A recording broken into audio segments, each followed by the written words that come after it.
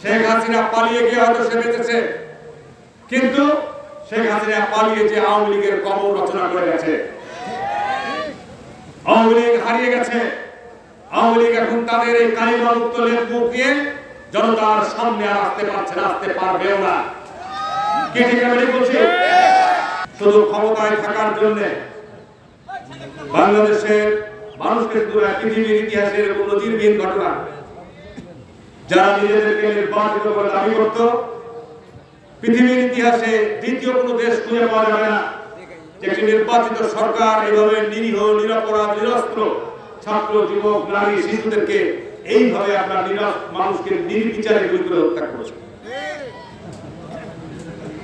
এবং তার ক্ষমতায় থাকার জন্য সর্বশেষ শক্তি পর্যন্ত সে হেলিকপ্টার দিয়ে পর্যন্ত গুলি বর্ষণ করেছে। কে ঠিক না ঠিক কথাগুলো?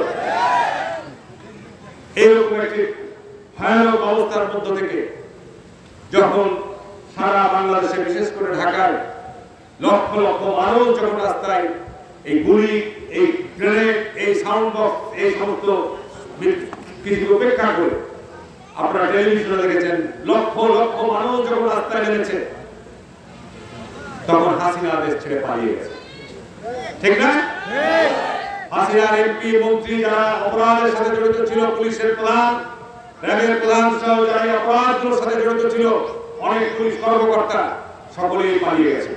কি ঠিক না ঠিক বলছি?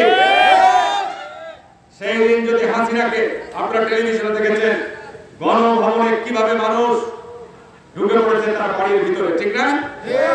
প্রধানমন্ত্রীর কার্যালয়ে কিভাবে মানুষ ঢুকে পড়েছে, যদি আর অল্প কিছুক্ষণ দেরি করতো শেখ হাসিনা পালিয়ে যেতে, শেখ হাসিনার লাশ খুঁজে পাওয়া যেত না বাংলাদেশে।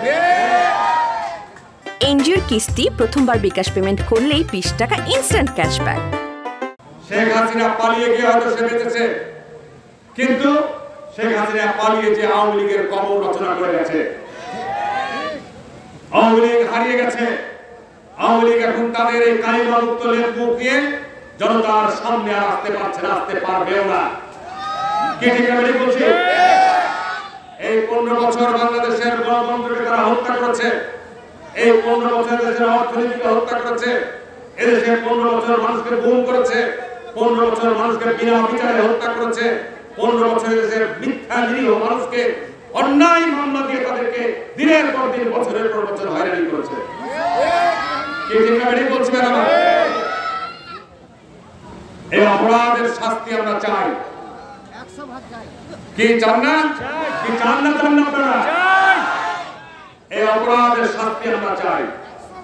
হাসিনা পালিয়ে গেছে, হাসিনার মন্ত্রী পরিষদের সদস্যরা পালিয়ে গেছে, হাসিনার এমপিরা পালিয়ে গেছে, হাসিনার যে সমস্ত নেতারা ছিল তারা পালিয়ে গেছে, কিন্তু হাসিনা রেখে যাওয়া তাদের যে সহযোগী প্রশাসনের মধ্যে যারা লোক দায়িত্ব পালন করেছে, তার যারা চামচামি দালালি করেছে, তারা তো বাংলাদেশে এখনো বিদ্যমান রয়েছে। ঠিক না বেঠিক বলছি?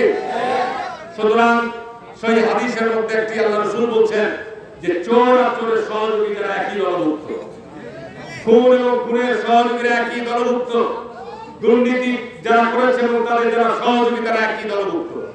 সুতরাং দলের নেতা শেখ হাসিনা, তাদের মন্ত্রীরা, এমপিরা পালিয়ে গেছে, কিন্তু সহযোগীরা এখনো আছে। ঠিক না?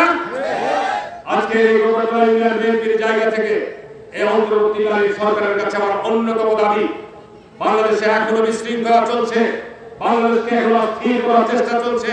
বাংলাদেশে হাসিনা ভারতে বসে থেকে তার শ্বশুর বাড়ি থেকে সেখান থেকে কুটচাল চালাচ্ছে বাংলাদেশকে অস্থির করার জন্য। ঠিক না? বলছি